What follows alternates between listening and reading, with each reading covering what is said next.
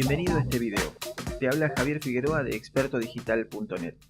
En este video vamos a conocer la mejor manera de preparar los datos de origen de nuestra futura tabla dinámica en Excel. Antes de comenzar a trabajar en lo que va a ser una tabla dinámica, quiero tomarme el tiempo de que entiendas la importancia acerca de la forma en que deben estar organizados los datos, y que sin darte cuenta, tal vez no sea la indicada. Esto lo hago con el único fin en mente de que comiences siempre con el pie derecho, que no debas hacer retrabajos y que, si detectas errores o inconsistencias, sepas cómo proceder. Aquí te voy a recomendar algunas de las mejores prácticas para la preparación de datos de origen que se desean resumir utilizando tablas dinámicas en Excel. Hay algunos lineamientos estándar que deben ser respetados, pero como la mayoría de las cosas en la vida, es mejor seguir la regla de que una preparación adecuada previene el pobre desempeño. Lo primero que debemos entender es que no debemos asumir que por estar en un archivo de Excel los datos ya están listos para ser convertidos en una tabla dinámica. Estos datos pueden estar en un archivo de Excel y aún así no cumplir con los criterios y condiciones que se espera y se necesita de ellos. Ya sea que se trate de una lista de Excel sin formato específico o de datos dentro de una tabla, la primera condición que los datos deben cumplir es que deben poseer un encabezado que permita identificar los datos que se corresponden a ese encabezado. Por ejemplo, los encabezados de fecha permitirán mostrar debajo las fechas correspondientes a determinado periodo.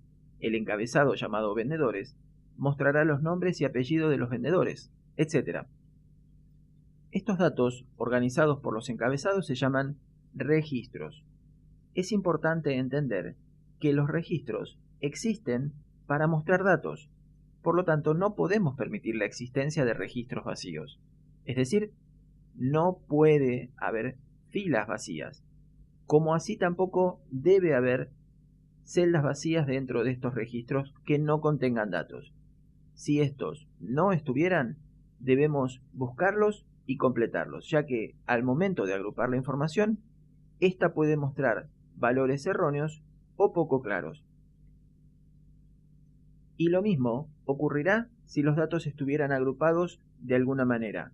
Debemos deshacer esas agrupaciones y dejar los datos planos. Entonces, para repasar, volvamos a revisar cuáles son las normas para la preparación de datos de tabla dinámica. Todas las columnas deben poseer nombre de encabezado. Debes iniciar tu tabla de datos en la celda A1 preferentemente. Todas las columnas deben tener nombres de campo de encabezado o títulos. Esos títulos deben ser únicos, es decir, no deben repetirse. Debes evitar las celdas en blanco, especialmente si están en la columna A. Evitar las celdas en blanco en la columna A te ayuda con la configuración de rangos dinámicos con nombres, y evitar las celdas en blanco en los campos de datos ayuda a la tabla dinámica a seleccionar la función de resumen correcta. Debes eliminar todos los totales o subtotales en las filas de datos. La tabla dinámica hará todo el resumen que necesitas sin que tú tengas que hacerlo previamente. Para aprender más sobre tablas dinámicas, descárgate el archivo que está aquí debajo o visita expertodigital.net. Nos vemos.